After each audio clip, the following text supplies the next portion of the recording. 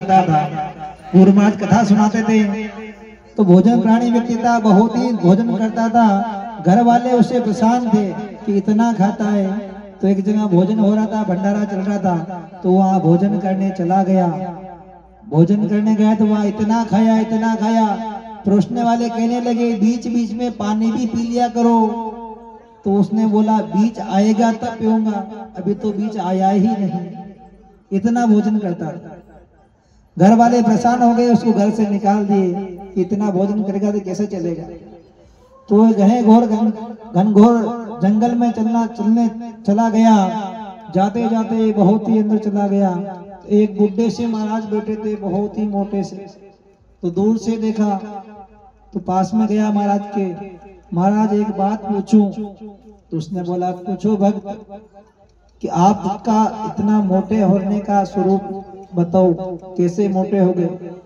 इतने मोटे हो तो कितने खाते होंगे, मैं तो छोटा हूं तो इतना खाता हूं, आप इतने मोटे हो तो कितने खाते होंगे। तो महाराज ने कहा अंदर आश्रम है, गुरु महाराज के भंडारा चलता है, कोई गिनने वाला नहीं, जितना चाहो उतना खाओ, कोई गिनने वाला नहीं, और भगवान के भजन करो। तो उसने महाराज से पूछा अंदर जाने का कैसा मौका मिलेगा मुझे, मैं भी अंदर जाना चाहता हूँ। तो महाराज ने कहा इसके लिए तेरे को चेला बनना पड़ेगा। तो चेला तो बन जाऊंगा, लेकिन महाराज अंदर काम क्या करना पड़ेगा, मैं तो काम कालसी हूँ, काम नहीं होगा।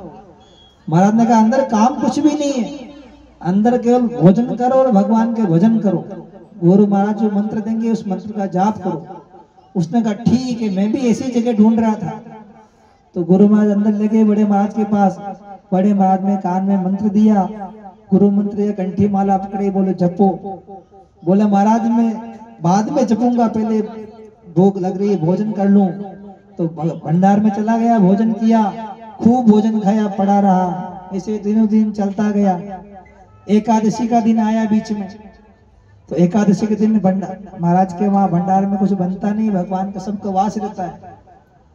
तो वो इतना खाता कि अब उसने सोचा कि आज कुछ बनेगा नहीं एकादशी को, तो मैं द्वादशी नहीं देख पाऊंगा, द्वादशी नहीं देख पाऊंगा, कि मैं कैसे जीऊंगा, मर जाऊंगा।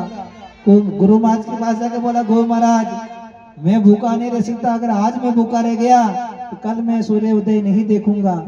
गुरु महाराज ने कहा इतना खाता है। तो दूसरे शिष्य को बुलाया भंडार से, बोले एक काम कर, तेरे को हम राशन दे देते हैं, तो नदी के किनारे जाकर वहां स्नान ध्यान करके भोग बनाकर पहले भगवान को भोग लगाना, फिर पाठ करना। ठीक है महाराज, ठीक है। तो महाराज ने कृपा कर दी उस पे। तो उसने भंडार से भोजन अन्न दे दिया, राशन पानी। तो महाराज ने कहा ये बहुत खाता है, इसे 2 आदमी का भोजन देना। कितने आदमी का? 2 आदमी। 2 आदमी का राशन दे दिया। वो गया नदी किनारे, स्नान दान किया, भोजन बनाया। तो उसको गुरु महाराज की याद आ गई कि भगवान को भोग भी लगाना है। तो भगवान को भोग लगाते हैं, उसने याद किया भगवान को। कैसे याद किया? आपको भी साथ में भगवान को याद करना है, भोग लगाना है। ए मेरे राम आइए, ए मेरे राम आइए, मेरे भोजन का भोग लगाइए।